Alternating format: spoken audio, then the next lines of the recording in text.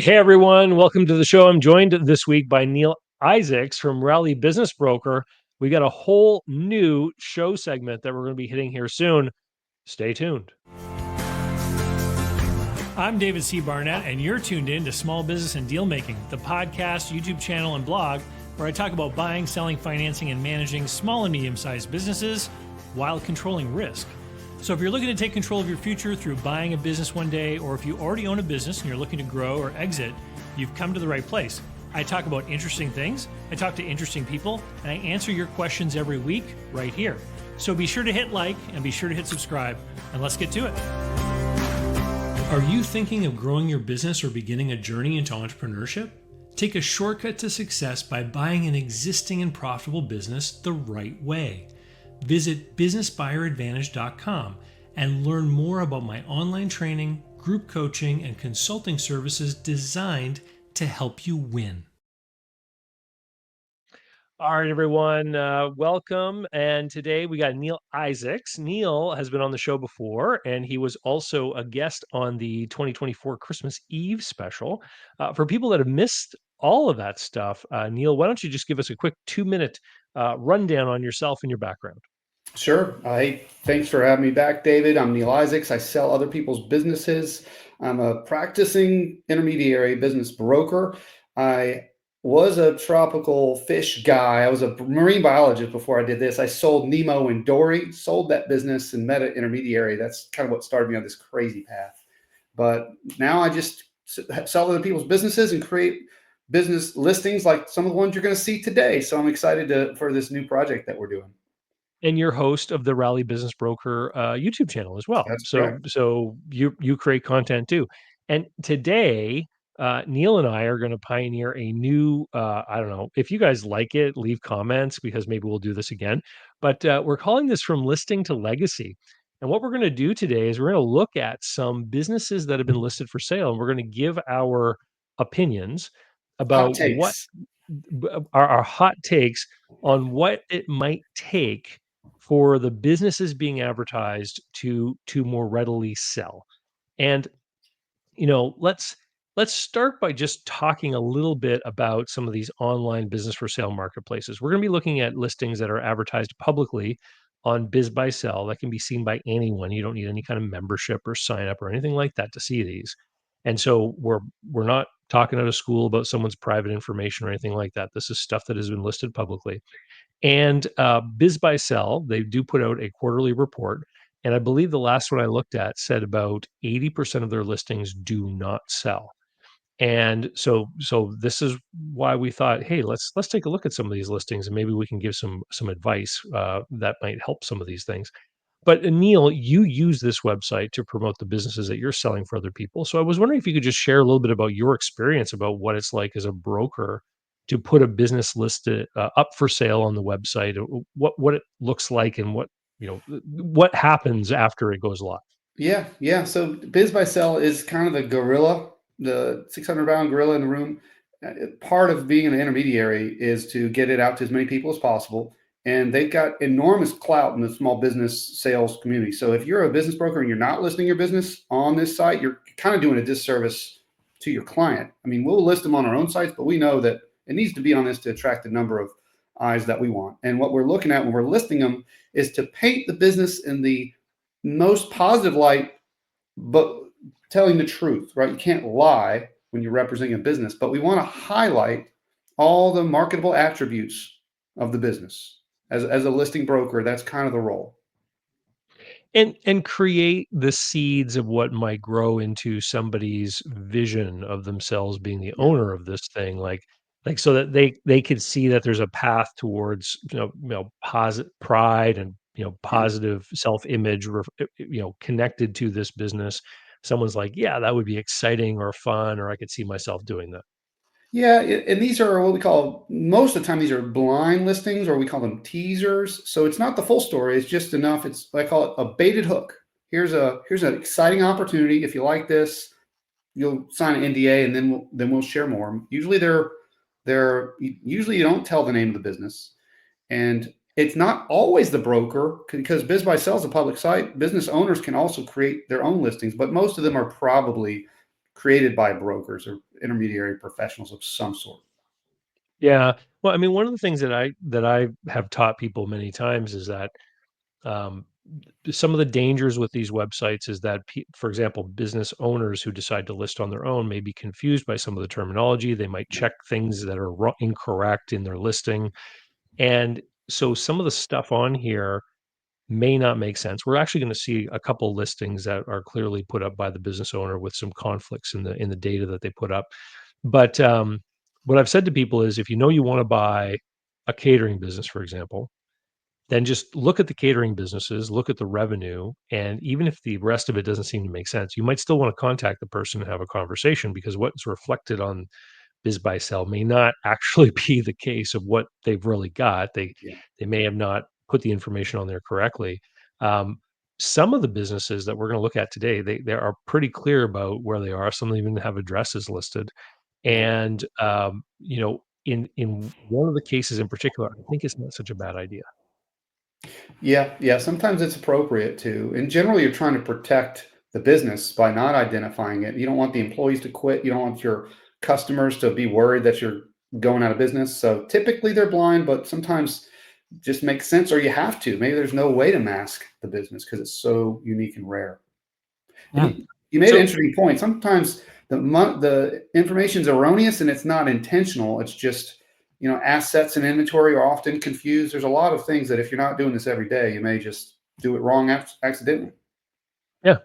Well, let's take a look at these, Yeah. because each one of these has been selected because they have an important lesson to teach. And Neal is a business broker in Raleigh, so we went to the completely other side of the United States to pick businesses that were listed in California, just because we didn't want to find anyone that could be in the same market space that Neal is in. The first one we have here is an established hardware store, and it says SBA pre-approved on that. Have you ever listed a business as being SBA pre-approved? Always, it's a marketable attribute, and if this is a broker, they're highlighting that from the beginning. Hey, you can get financing for this. It tends to indicate clean books. The bank wants to do this deal. Right. And what I think is really important about this is that what has happened here is not that the bank has done a complete underwriting of this deal, but rather a banker has simply looked at what is in the business, maybe as far as the assets, or looked at the books and said, yes, well, this looks like we likely will do something, Yeah, because they need the buyer to be a part of that application underwriting yeah, process in order to really say yes or no. yeah. It says pre-approved, not slam dunk approved. Yeah.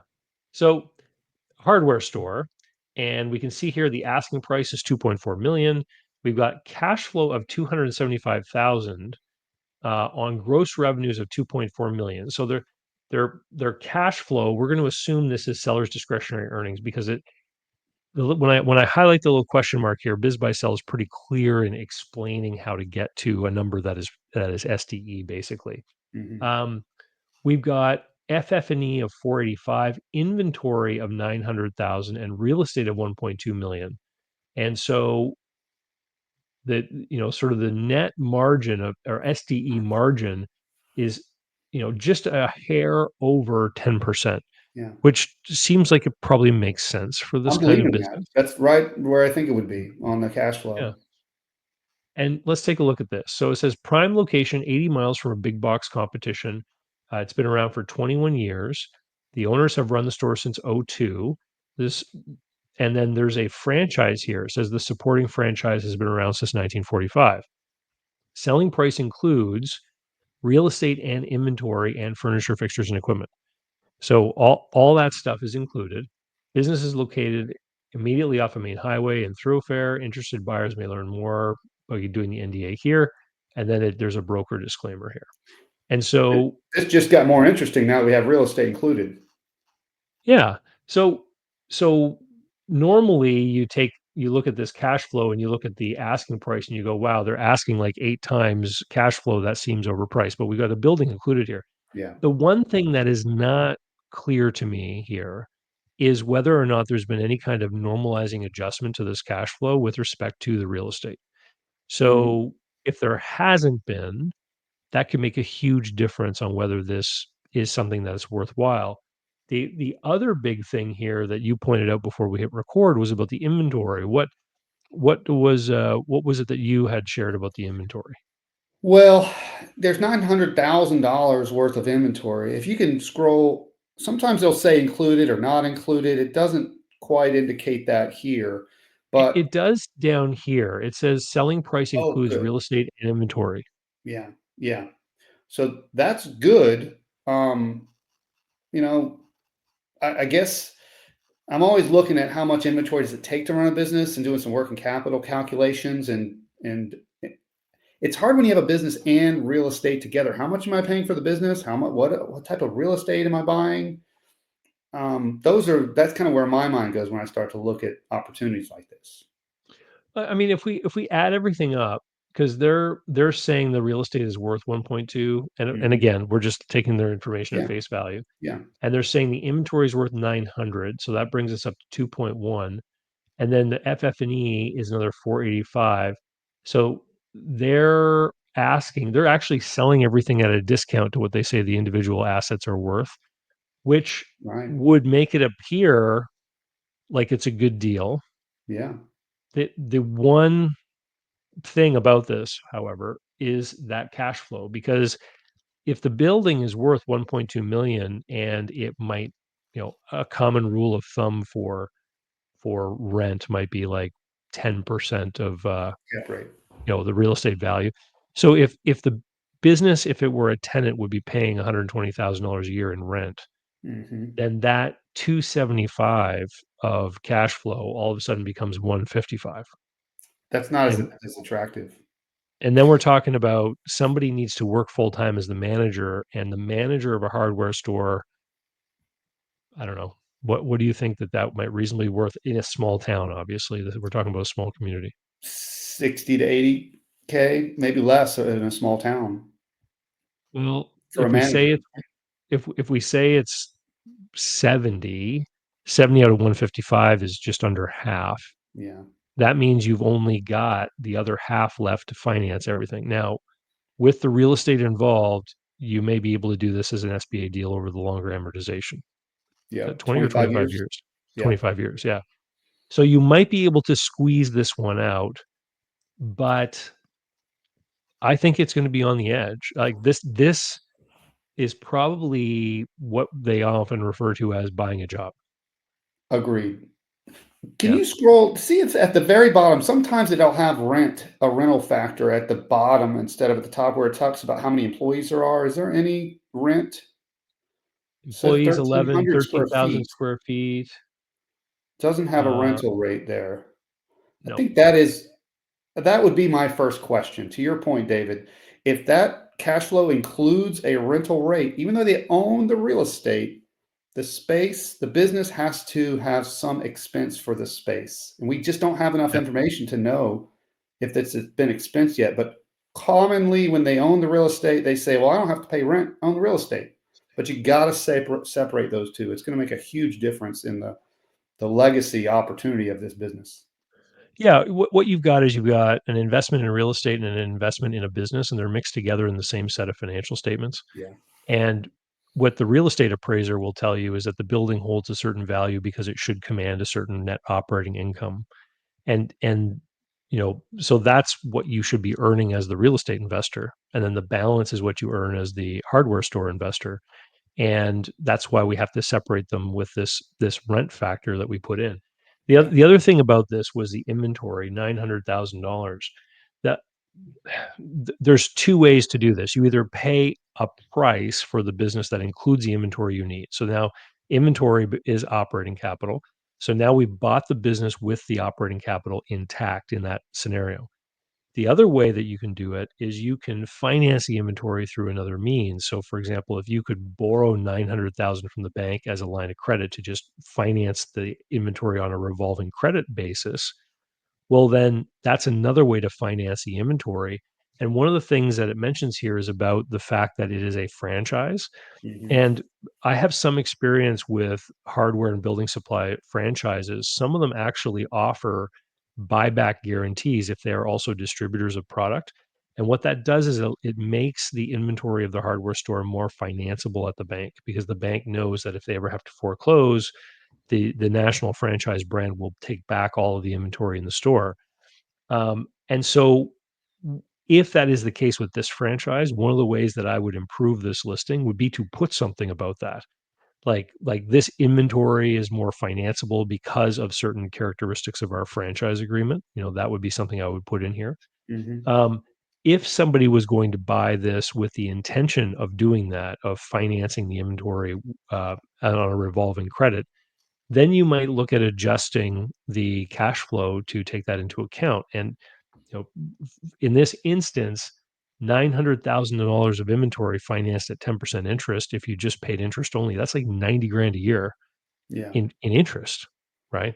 We're very quickly seeing how this 275 of cash flow declared here is being gobbled up by a lot of hungry hands Yeah. or mouths in this deal. I agree. I agree. And that, it's always a challenge. This is why people are looking for businesses with low inventory, low people, low capex. Is inventory, it just causes a lot of working capital issues, and you got to deal with it. It goes outdated. It can be a challenge, especially in hardware stores. You have lots of little pieces of inventory. Yeah. The other thing about this too that is one of the sort of early red flags for me is within franchise networks. If you have a good, successful business and it goes up for sale, the immediate natural buyer is another franchisee within the Yeah. network. And here Hmm. we have one that apparently none of the other franchisees want. So, you know, ultimately, will this thing be sold? Well, it may be sold. It may not be sold under terms that the seller wants, right? I mean, they may have to find someone who's really hungry to create an opportunity for themselves. They Hmm. may sell the inventory and the business to that person. Maybe they become the landlord. Hmm. Maybe they have to more extensively discount, the FF&E on this. Um, this business will likely stay on the market for quite some time until they become open to maybe a more creative solution. I like the fact that at the very top they've got both SBA and seller financing options. So that indicates that the owner is flexible. See the green banner there. They're saying, yeah, so you could do a hybrid type of situation where you seller finance the inventory and you get the SBA loan for the business and the real estate. So owner showing some flexibility. I think that's going to help get this deal done. Yeah. Let's take a look at the next one here. So another one that deals with real estate. We've got a rare opportunity for a dry cleaning business with real estate for sale, and these are obviously stock images almost all the time. So Yeah. this is probably not the actual place. So asking price 2.75 million, cash flow not available. What typically does that mean to you? Zero or negative, not a Yeah, good sign. If it was positive and attractive, I guarantee it would be in there in bold. yeah, and a big thing for me is this one right here: gross revenues of 549. So even if this business was firing on all cylinders, super well managed, it Mhm. would be hard to imagine the SDE could ever be more than maybe 100 grand. Yeah, yeah. Just because the volume of dollars coming in the front door isn't high enough. Mhm. They're saying it's $250,000 of equipment. The real estate is worth 2.2 million. They're asking 2.75. And so it was established in '06. It says, take advantage of this unique opportunity to own a thriving dry cleaning plant business and real estate in a prime location. Established 23 years ago, this business is located in a bustling spot with spacious lot size and a working area of 4,700 square feet. Owning the real estate provides the owner with a solid foundation to grow equity and build a lasting investment. But then everything we said about the last deal about having to separate out rent Yeah. and separate the building from the business would apply to this one as well. Mhm. And with no cash flow figure there, that would just put us further into the hole if we applied a rent to the P&L of this business too. It says that the current owners have devoted their lives to creating a successful and reputable business, cutting edge technology, eco friendly practices, unparalleled quality, Sale includes 2 full-size vans for free pickup and drop-off service, providing added convenience for customers. Alteration and content restoration services generate extra income, making the business versatile and profitable, except there's no cash flow disclosed. A Yeah. POS system is already in place, ensuring seamless transactions, room for expansion, ready for a new owner to take the next level, rare opportunity, eco-friendly, etc. Act now calls today to schedule for viewing. And it says that the inventory and the real estate is included. Excluding And a AR. uh, ex- accounts receivable. Okay, so there's some degree of business to business, Yeah. you know, customers here. So And when it's a when I retirement sale. There's a pretty clear picture here. 26 years in business, retirement sale, own the real estate, ready for a new owner. Maybe I'd love to see the history. I wonder what it was in its heyday. We've done a lot of dry cleaners, and there has certainly been a trend with dry. It's a tough business, and it never really recovered from COVID, in my experience. People do less and yeah, less dry cleaning. Did it there, say if it's a plant or if they're only drop centers? I didn't see the word plant in there. Did It's uh, got to be a plant if they've got $250,000 of equipment. But some dry cleaners are all drop centers. They're just a bunch of places where you go and drop it well, off. You move out the back it's door and someone else comes in. 4,700 square feet. So it's got to be a plant. Yeah, yeah, Yeah. When I read this listing and I see that the real estate apparently is worth 2.2 million and the asking price is 2.75 million. It makes me think that this is one of these businesses where the business probably makes them money, maybe mhm, because they bought that building 26 years ago. They probably paid for it, et cetera, yeah, et cetera. Um, you know, can somebody today afford to pay this kind of money for a business that only has gross revenues of $549,000? I don't see how this makes sense in any way.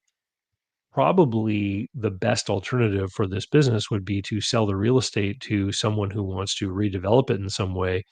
My guess is that at one time the real estate was not as expensive. Maybe it was like on the edge of town or a more industrial area. And probably with urban expansion, the urban frontier has gone beyond them. And now they're in a place where maybe the best use of this property is for like a condo tower or something like that. yeah, yeah. Highest and best use may no longer be this type of business. This one is reminiscent of the last one in a lot of respects, except that there may be an environmental issue with the real estate. Hardware store, I don't worry about that too much, but you know, there's a lot of nightmare stories about selling dry cleaner real estate just because of the chemicals that are used in the process. But there's definitely value in the real estate, but proceed carefully as a buyer on this type of real estate asset.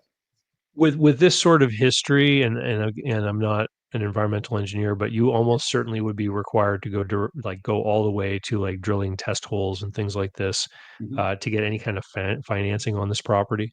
Um, I have seen many dry cleaning businesses try to sell, ultimately close, and then watched as the properties sat there for years and years and years with for sale signs in front of them. Yeah, And because people are shy to buy them. yeah, People can't get financing for them. And unfortunately, what I think is happening is that the advisors to a lot of these people don't come to them and say, here are the issues that you're going to have to deal with.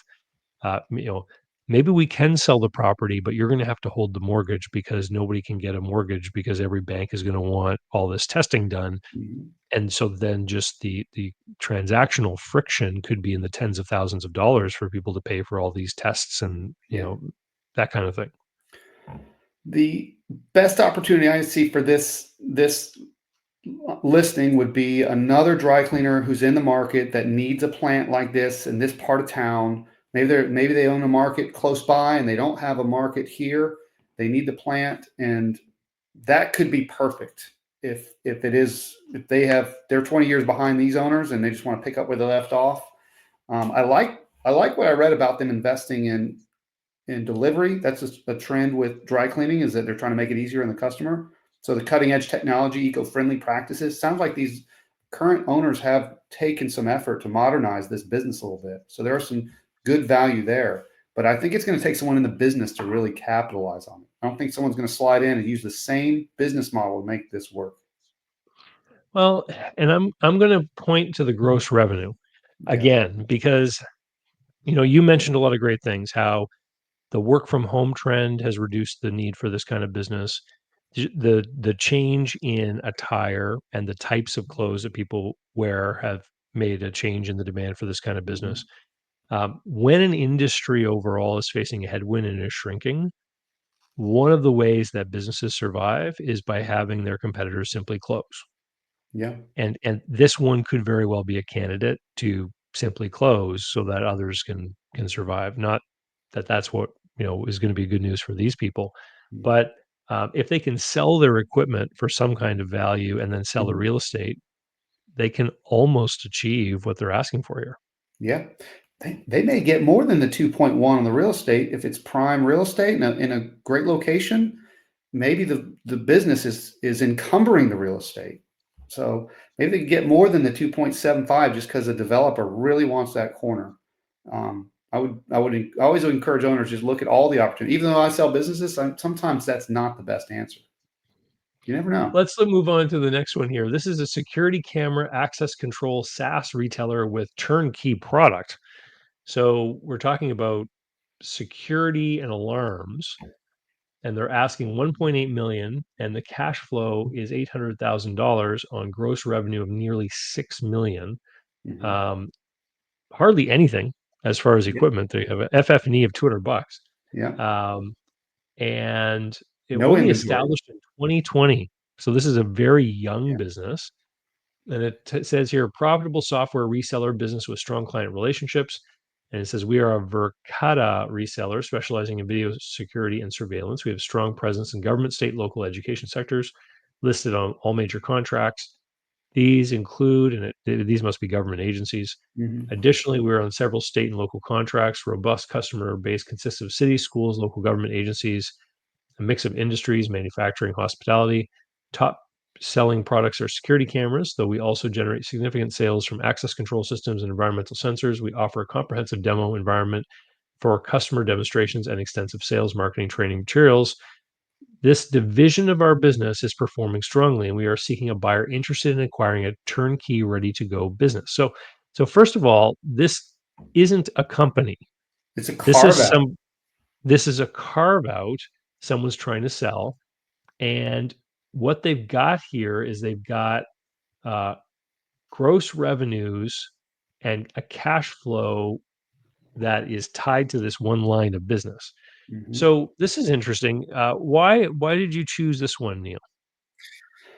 Well, I imagined not as a broker, but as a buyer trying to understand what I'm getting. It looks like this larger company spun up a division 4 years ago, got it decently $6 million off a very specific product line, and then they said, "You know what? I don't think we wanna be in this line of business. Let's have somebody else take this." So I just imagined as buyer trying to do diligence and figuring out how how tied is this to the other business? Do they have sales reps selling this and the other thing? Like, how is this even going to work? So I thought it was an Yeah, interesting thing from a carve out perspective of how do you even get started approaching this. I I think this is great too because you don't often see businesses of this nature being advertised publicly. Hmm. I was actually speaking a couple weeks ago to a guy who is a broker exclusively in the security and alarm and fire alarm monitoring space. Hmm. And he was telling me that businesses in his space sell for incredibly high multiples of the revenue per month based on a monthly recurring revenue model. Yeah. And they almost exclusively sell to established players in the industry who basically lump the new customers in with their existing overhead, which is capable of accommodating the new customers. And it's really impossible for an off the street buyer to justify paying the kind of price that these things go for to buy it based on the idea of a going concern. You know, Yeah. he said hardly anyone ever looks at the P&L statements of these security alarm businesses. They just look at how many accounts there are, what the revenue is, and they Yeah. buy it based on that because again, they just put it into their own existing business. Mhm. So when I first saw this, I was like, why is this thing being offered up for sale at all? But then Yeah. in reading it here together with you, I realized there's another really big thing going on here. There's a huge supplier concentration risk here, Oh, yeah. Yeah, whatever that right? verticap thing is, that is the business. Verkada. Verkada. Yeah. Yeah. So again, anyone who's going to take a look at this thing would need to have a deep understanding of what that is and how Verkada pays their resellers, what the agreement is, etc., Yeah. and um, whether it's open to any kind of adjustment or change moving forward. Mhm. So, many it sounds like some kind of security and surveillance system where people are paying a regular membership fee. They're paying a fee for access digitally to this kind of stuff. Maybe there's on cloud storage, recording the video footage and that kind of thing. And Verkada, whoever they are, they provide this system, and they've got some kind of pricing model where they're paying their resellers for bringing customers into the fold. Mhm. It would not be unreasonable to assume that this company had some kind of aggressive commission model to try to grow quickly, and maybe over the course of time, once penetration grows, that they might change the way they pay their resellers, right? And that's where the risk comes from in this Yeah. thing. Agreed. Agreed. And some other things in looking at this. Number one, we can kind of tell it's written by an owner, not a broker, because of the language "we are." So I would Yep. suspect you're dealing directly with maybe a GM inside of a company if they're spinning off a division. Who knows there? And then the fact that it's government contracts introduces the idea of stock sale because a lot of these contracts have to be sold through a stock sale. So how do you sell Great off point. part of a company as a stock sale? That's a complicated deal structure as well. It really depends on how this reseller scenario is set up, Mhm. because if they act as third-party agents, think of a travel agent, right? You call a travel agent, they might sell you a ticket on, American Airlines. You actually buy the ticket from American Airlines, and American Yeah. pays them a commission, right? If that's the setup, then this carve-out should be not too difficult, but Mhm. if these government agencies are paying this company and there's a contract with this company for these services, then yeah, changing the, EIN number could trigger automatic, Yeah. reviews of the contract, rebidding of things, like, all kinds of stuff could happen. You gotta review those contracts and diligence.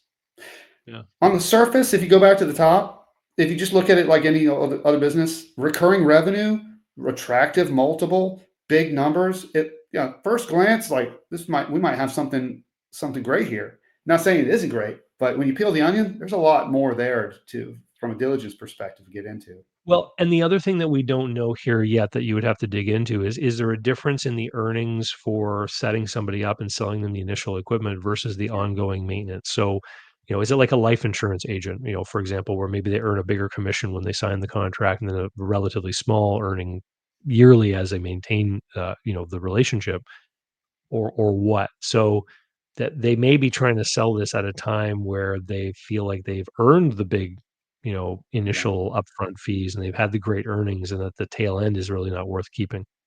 Who Yeah. knows? So, okay, let's move on to the next Hungry. one here.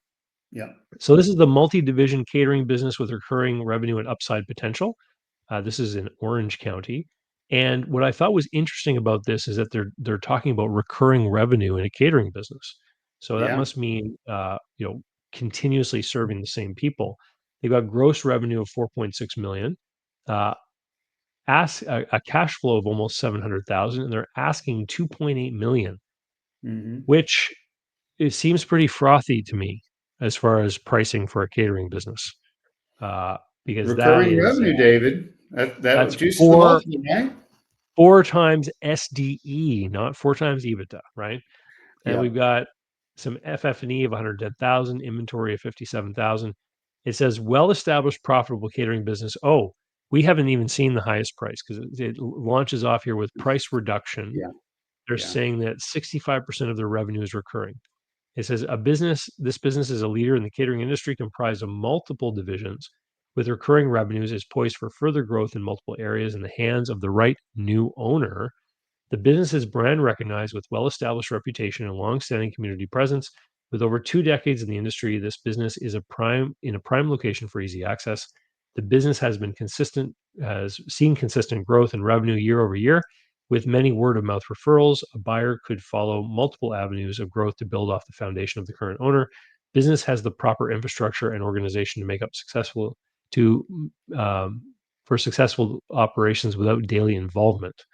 So it talks about 53 employees.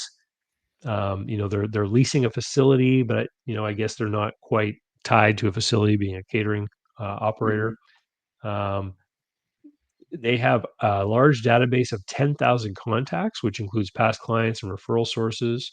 Um, Growth opportunities for the business includes increasing weekend and evening catering, building a relationship charter with a larger charter school as well as high school with its own kitchen and a corporate in-house culinary operation. Securing on-site event spaces with a liquor license will increase food and beverage revenues. Developing close relationships with larger local event planners can increase the sales. In addition, utilizing the commissary to prepare pre-packed meals and snacks for the retail industry to create additional growth opportunities. I want to so they're saying that they don't do a lot of evening and weekend catering, which is bizarre to me because that's typically what I think of when it says when there's a catering company. Right, And then right. it says building a relationship with a larger charter school as well as a high school with its own kitchen. So I'm wondering if these kinds of facilities represent this recurring revenue. It If suggests they're that. It suggests that. yeah, that they're operating maybe cafeterias in some kind of institutional setting, whether Yeah. an office building or a school or college or something like that. I wanna give the Um, broker props for being so detailed here. There's I'm assuming this one is written by a broker and that there's a lot here that they're giving you up front. It's not just like, "Get into it, and we'll tell you the rest later." They're giving you a lot of information up front, and that is attractive. I think this gets back to how do we define recurring revenue? I've yet to see a yeah, contract that says, if I don't buy catering services from you for the next so and so, that there's some penalty. Or I'm going to automatically draft your card like a gym membership for catering services. I've yet to see that.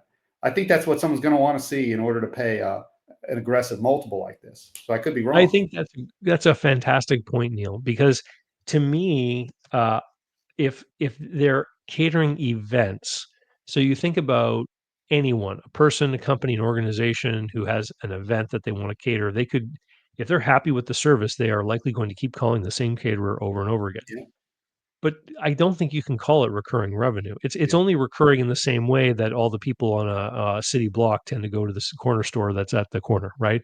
I mean, sure, these people keep coming back, but it's because we're providing good product, service, pricing, whatever yeah. that makes them want to have a relationship with the business. They're not tied to it like a business signing a contract with a janitor is kind of tied to a monthly fee for a certain amount of time. Um, Unless, they're doing like we were talking about earlier, unless they've got a contract to be the cafeteria at a school, but then the question is, are they selling items to the children who are buying stuff, Hmm. or do the children get lunch included in their school fee? In which case, you could literally have a contract that said X amount of dollars to feed all the kids per month Yeah, for a certain amount that's of true. time. That would be a great That contract. Sorry, that would be the only scenario that I could see that Yeah. I would agree with the term recurring revenue. But we talked about how the picture at the top, it's always stock photos, but just the symbolism of having the catered event, that's the type of events that I think you and I were probably thinking about. This is different than the cafeteria type setting. The most of the catering business I know do this type of event type stuff, and there's no guarantee that if anything, it's more of a customer concentration. If they've got a small group of big clients that always call on them, and that's just recurring every month. They call us and we do their events for them. That's almost more of a liability than an opportunity. So it's another way of looking at it. Right, because then you get the customer concentration problem. So Yeah. so to me, this would be something where if you were interested in food service, if you were interested in catering, it might be worth having a conversation here. Yeah. Um, I think the pricing is kind of frothy for I think this multiple is rather high. But again, we don't know to what degree that recurring revenue really truly is a recurring revenue kind of arrangement or not. Yeah.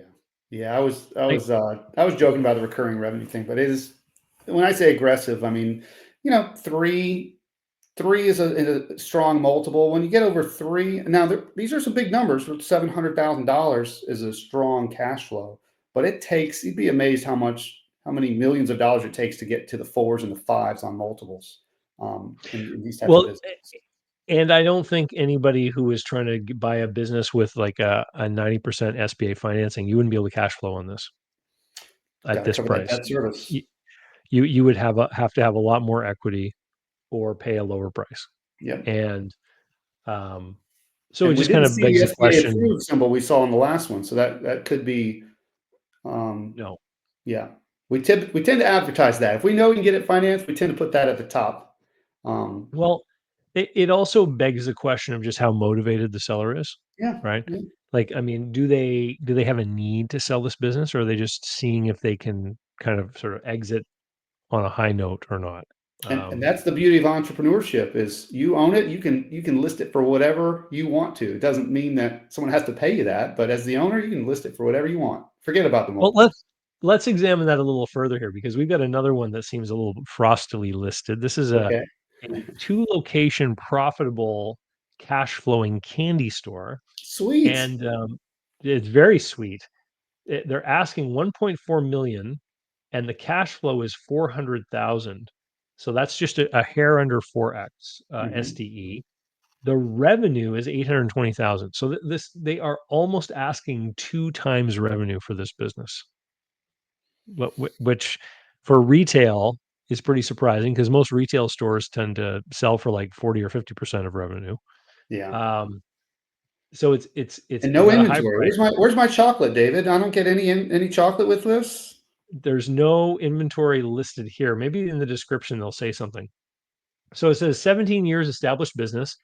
These fun old school themed candy shops in central downtown for the past 17 years have the best tasting, authentic, locally made Italian gelatos and sorbets. In addition, there's a vast array of bulk and retro candy, high end chocolates and confectionery, sodas, toys, and gift items, keeping a broad base of loyal customers coming back. The county's premier candy shop since their inception. The stores have over 1,000 inventory items to enhance the retro theme and provide strategic additional revenue streams. Located on the Central Coast and downtown locations, these shops are surrounded by vibrant retail communities with ample foot traffic. The owner's plan has always been to build a successful business, and now is your opportunity to take advantage of their hard work and own a business with excellent customer service. Don't miss out on the chance to call this business your own. Some of the highlights of the business include all equipment up to date and excellent working condition. Business has a low working capital requirement. So I guess maybe there isn't much inventory Mm, in here. Excellent locations, conveniently located with high visibility, extensive documentation to help streamline operations, no leased equipment. All equipment is owned and included in the price. No related experience required. Non technical, straightforward business model with clear operating procedures. Repeat customer base, scalable business model. Shift leaders in place can stay after the sale. Training and support included in the price. Detailed business information and financials are available to potential buyers after completing a non disclosure agreement. And then there's a video which actually shows the business. So they're not keeping this confidential at all. Um, and then it says, talks about hardwood floors, the chairs, the bistro tables, etc. In here, business maintains customer database and loyalty program using the Clover point of sale system for thousands of mhm. customers. Room to expand to other locations. The owner is willing to train a new buyer for a period of 1 week following the 1 week, closing. okay. 1 week.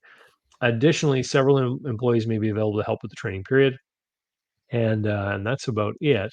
So let's address this inventory question first, because there's a few hints here we can draw upon. Maybe So it's a confectionery, they're making it. Just sugar comes in the back, sugar and cocoa, and they're creating the inventory on s I don't know. no, well, I watched the video and it's filled with like Kit Kat bars and that kind of stuff Packaged too. products, right.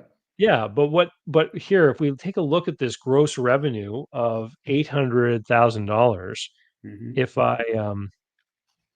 I get my calculator out here and I take $800,000 and we divide by 12, it means that they're selling $66,000 a year, or sorry, yeah, their sales are about 66,000 a month or 67,000 a month.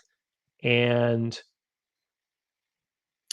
if we assume that their margin is about 50%, it means that they're probably financing the inventory off payables. So if they've got 30-day terms with their suppliers, that they're able to turn enough inventory every month that the inventory kind of, like they don't have to inject any operating capital. That's not to say there isn't any inventory. There Right. obviously is an inventory there. Maybe they just never counted it.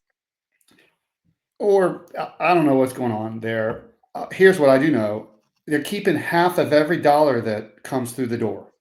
800K comes in, 400K stays the bottom, and they got two retail stores in California where I hear the rent's pretty high. So Yeah. I don't know how they're doing it, um, but kudos to them. So Great mark. you question the details here. Are they really, is it really as good as it looks? I just think it's well run. If everything checks out, that's some of the best margins I've seen on a shop like this. But I do get there's great margin on candy, so maybe that's how they're doing it. Well, especially on the manufactured stuff, like on the Yeah. things that they're making, like the gelatos and stuff like that. Mhm. They would have really good margins on that. And then the other point is that I would, really examining which of the two locations is driving the profitability. Oh yeah. Anytime there's more than one location, there's always one that's doing better than the other, and that can be a sticky widget when you go to move them both, or six or eight or however many there are. At the end of the day, this is like a retail store. Yeah. So if 410,000 is the SDE, like in my mind anyway, the pricing should be more like I don't know, like 2.5. Like it's definitely got an aggressive asking price. 2.5 million. You lost me on that one. No, no, no, no, Quarter 2.5 times million. SDE. So Oh, okay. Yeah. so I think it should be priced around 1,000,000, not 1.4. Yeah. Anytime you see a sale price above the gross revenue on a retail store, I Well, mean, sorry, I retail, wasn't even thinking about that. That's the other thing too. That would make me wanna discount that because yes. I agree 'cause that like I if you said take the before, cash flow at their word, the multiple's high. But I'm saying the cash flow may not even be that as much either. It can't be because of yeah, just to go 100% plus on gross revenue. Um, they do well. I think the most probable sales price, they've done well with that.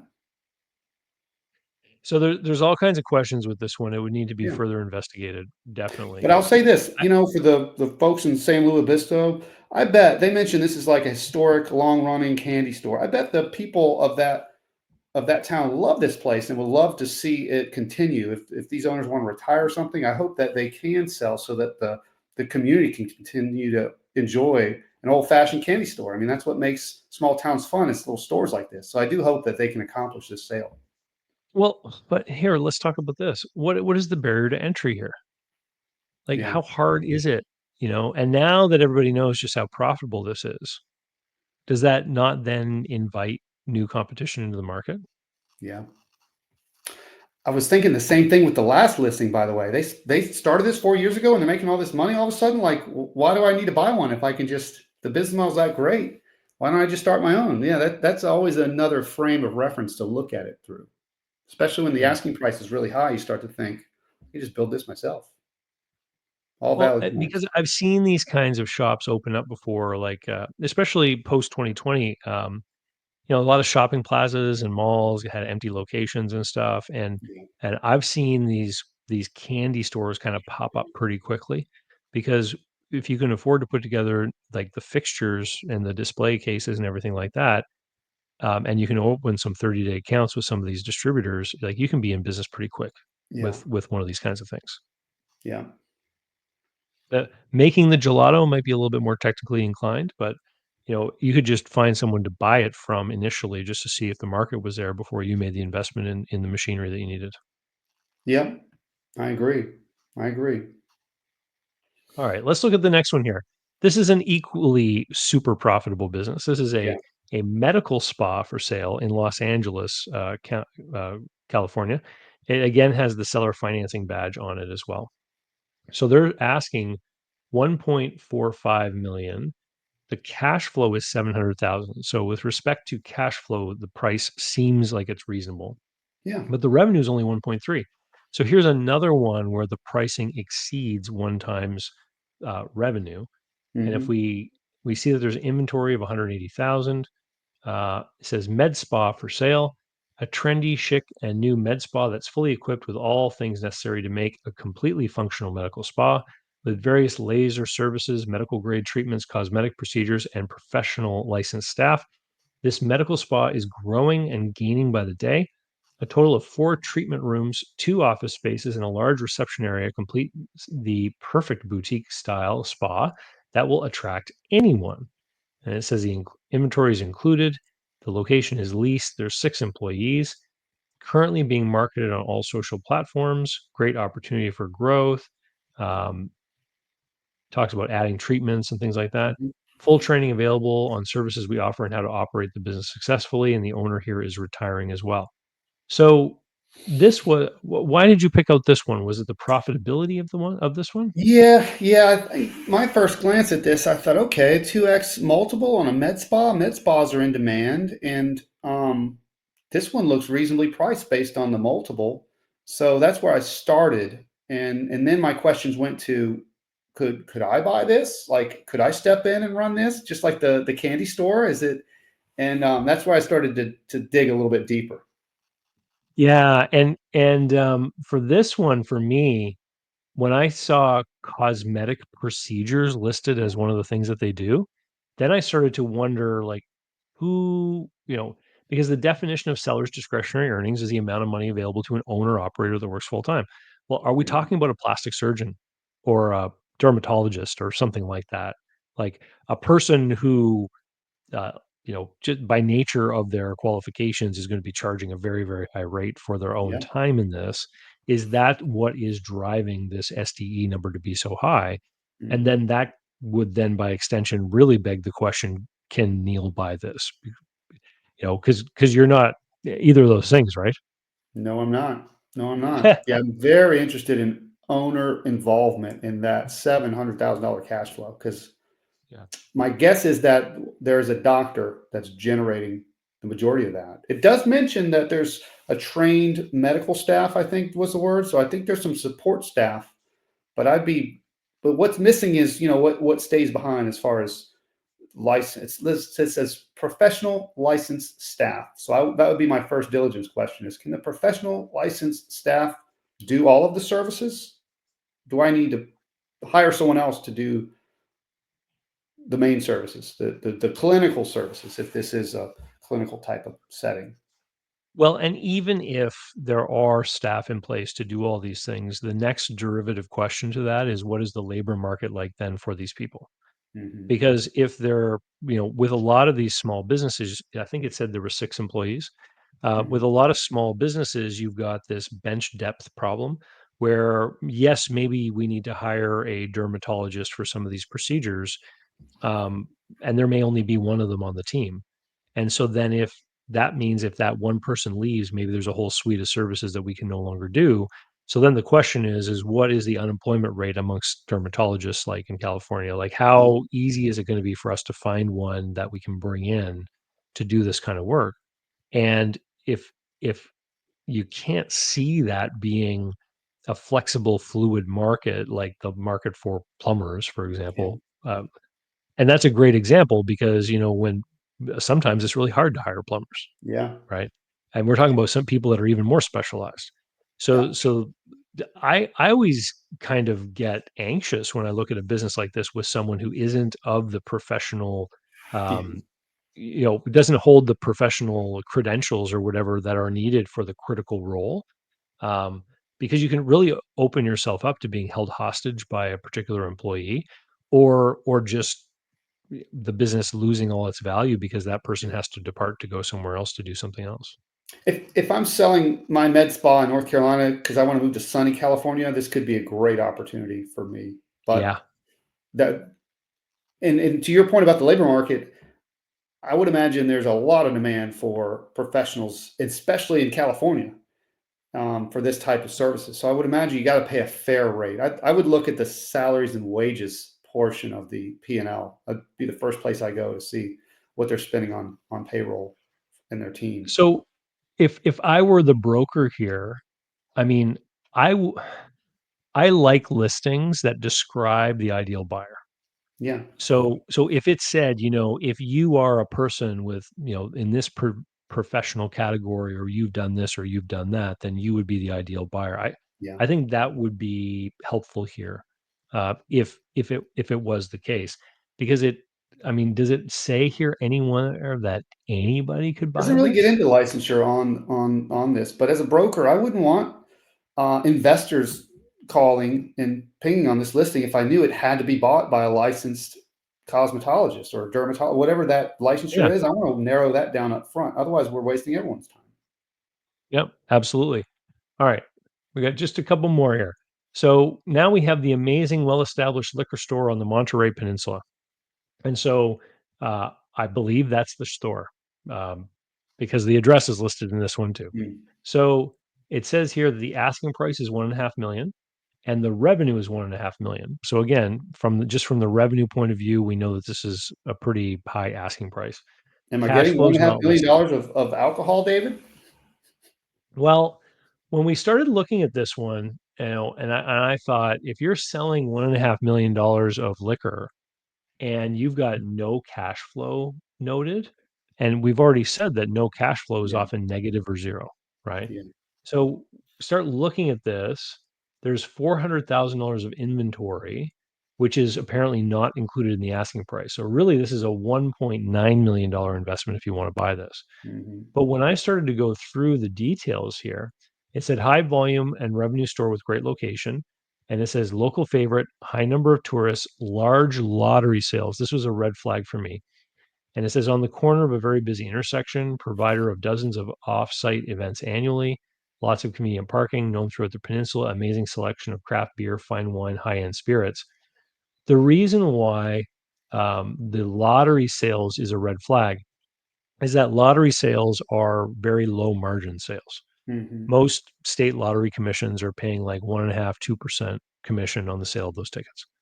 And yeah, so if they're selling $800,000 worth of lottery tickets in a year and only earning 2% on that, then that would indicate why they're not making any money, because really the margin's all in the liquor, right? yeah, And the way that lotteries will, promote themselves to stores like this is as a traffic driver. So, hey, when people go to buy their lottery tickets, they'll come buy it there, and then maybe they'll buy something else from you.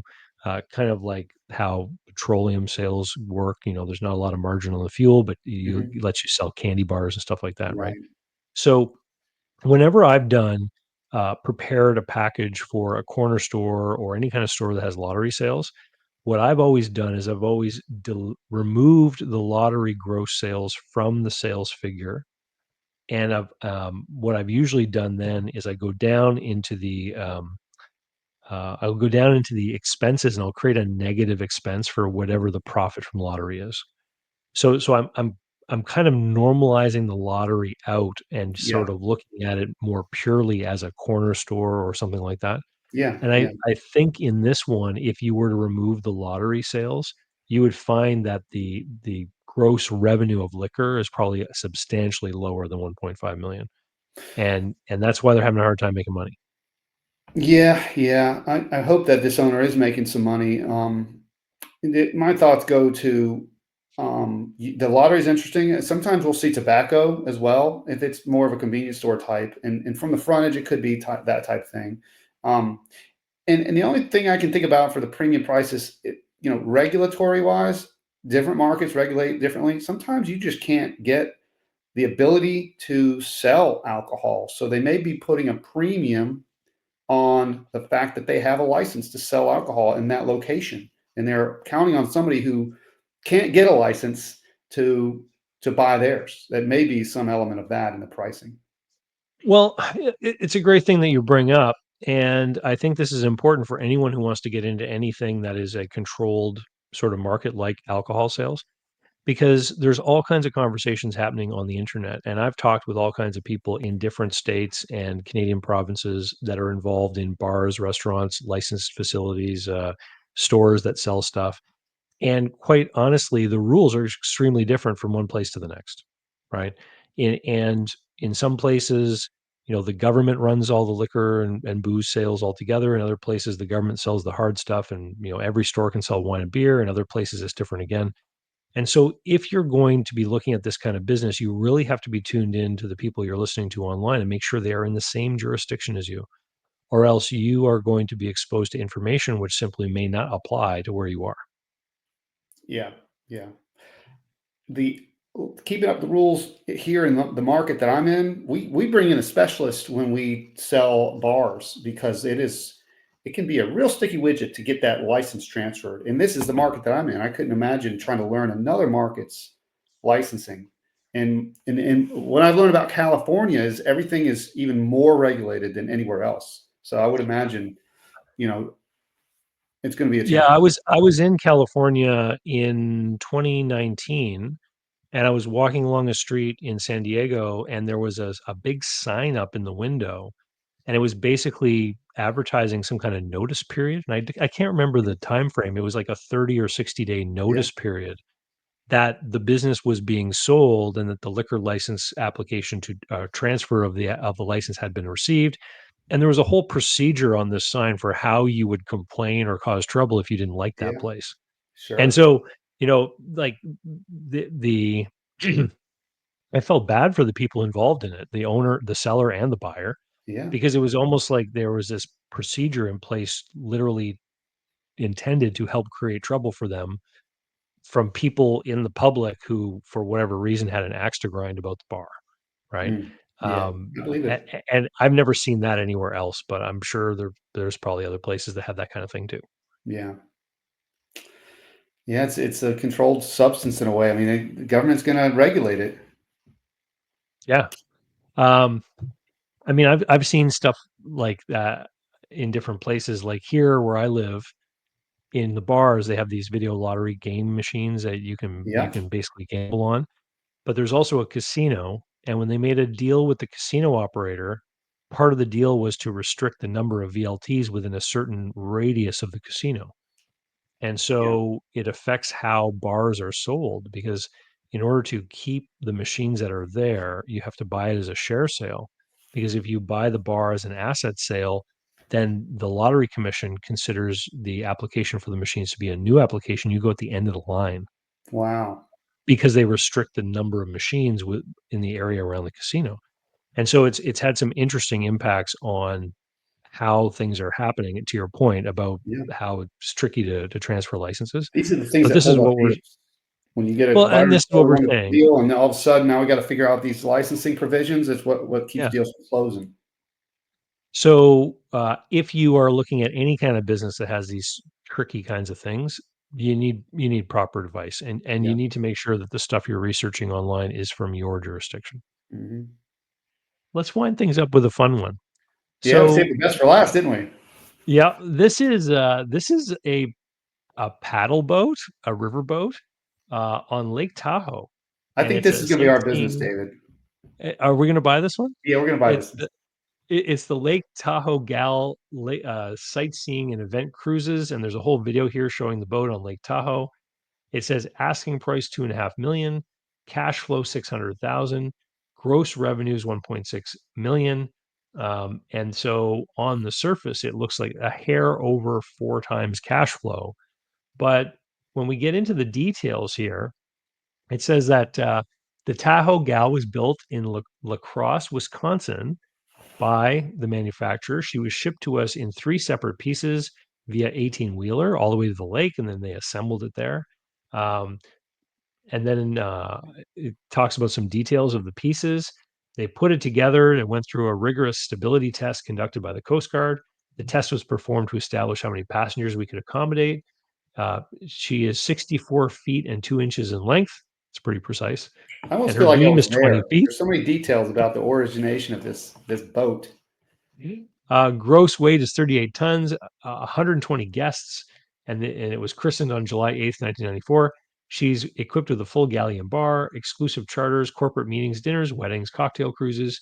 There's a private room, perfect for small parties that can have up to 30 people. The Commodore Salon may be rented on a regular cruise without the expense of chartering the entire vessel. Please feel free to contact us, or about a private party or what have you.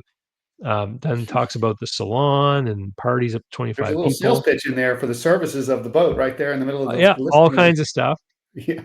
And then there's a lunch cruise, the happy hour cruise, the shoreline brunch cruise, the sunset dinner cruise, the Sunday live music and dinner cruise, full moon cruise, a 500 drones laser show, and then there's a video that you can watch the boat sailing.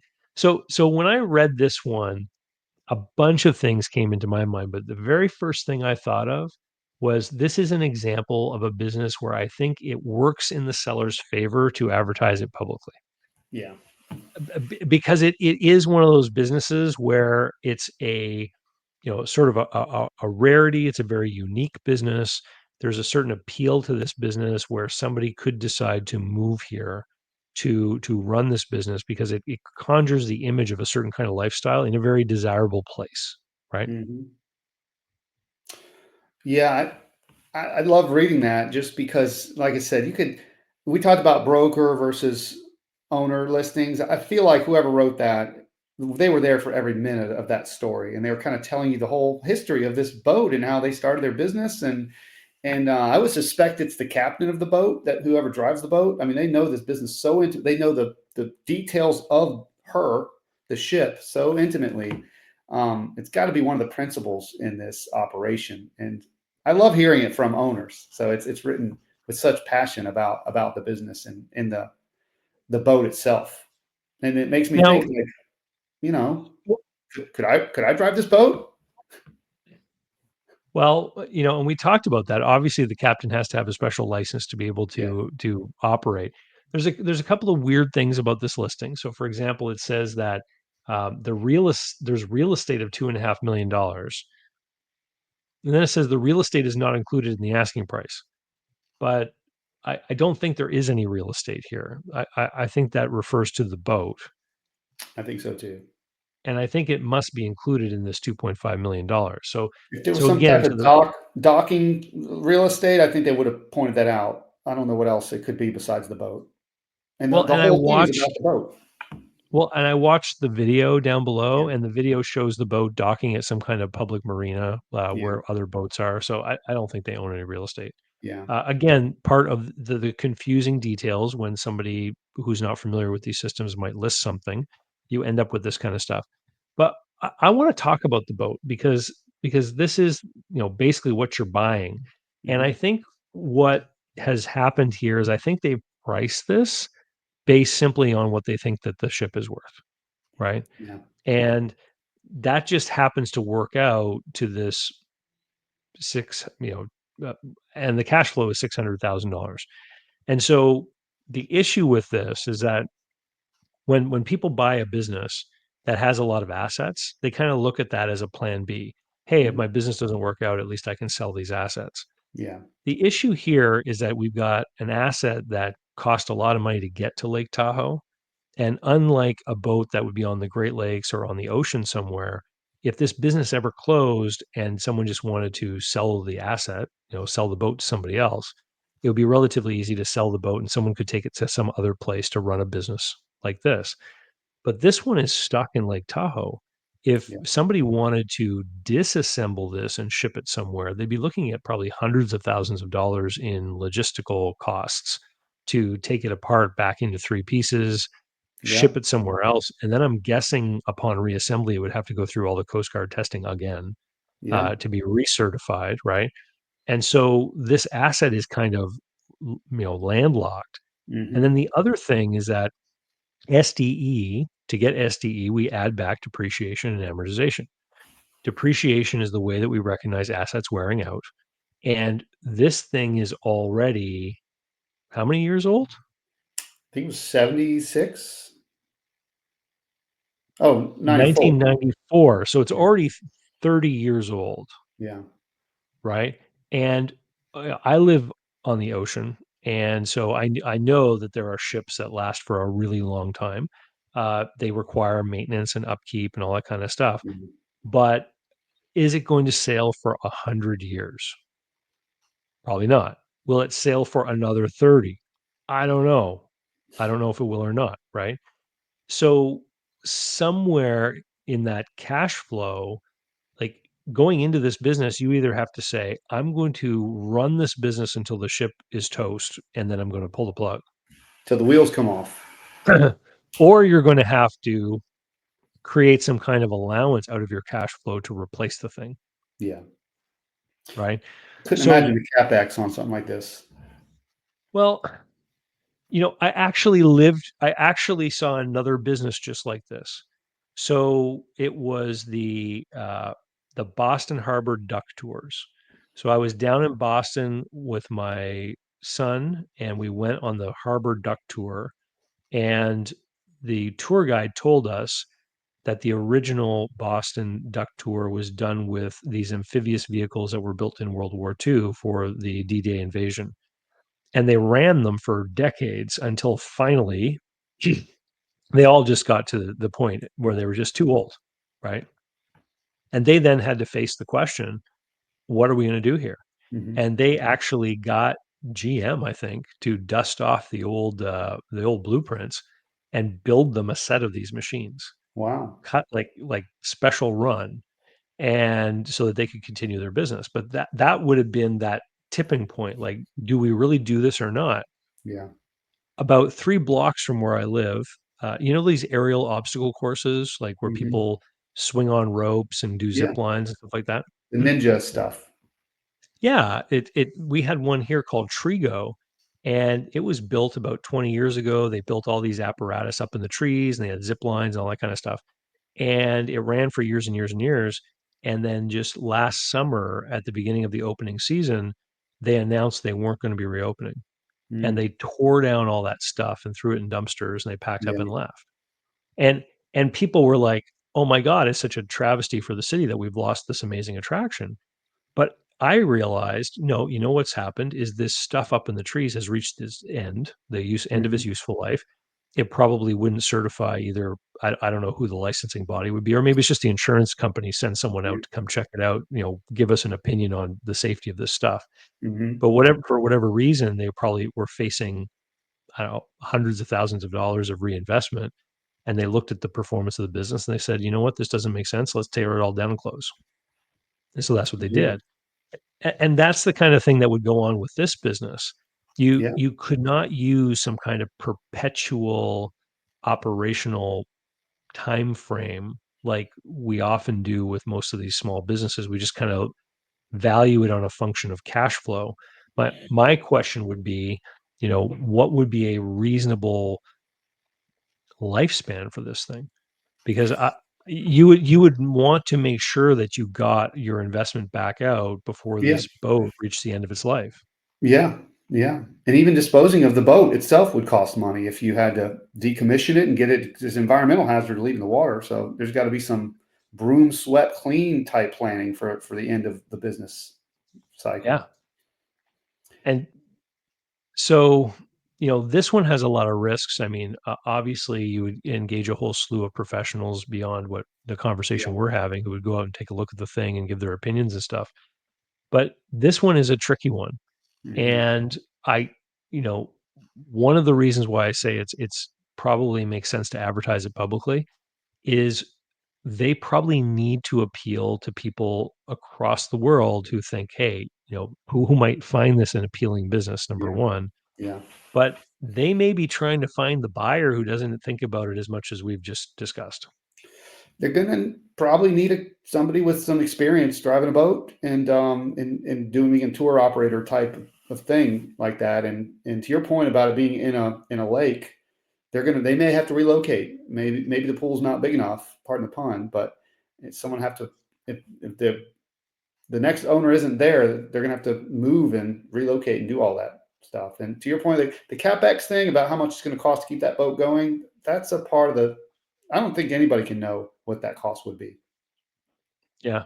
Yeah. So this one's a tough one. And round numbers, by the way, I didn't notice that till now, but exactly a quarter million, exactly 600K, exactly 1.6 million. Typically, that's an indication that they're ballparked.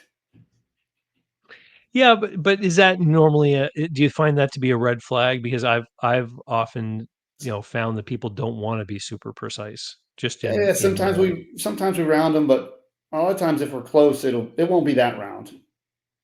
It well, makes me think they were grabbed, they were approximated.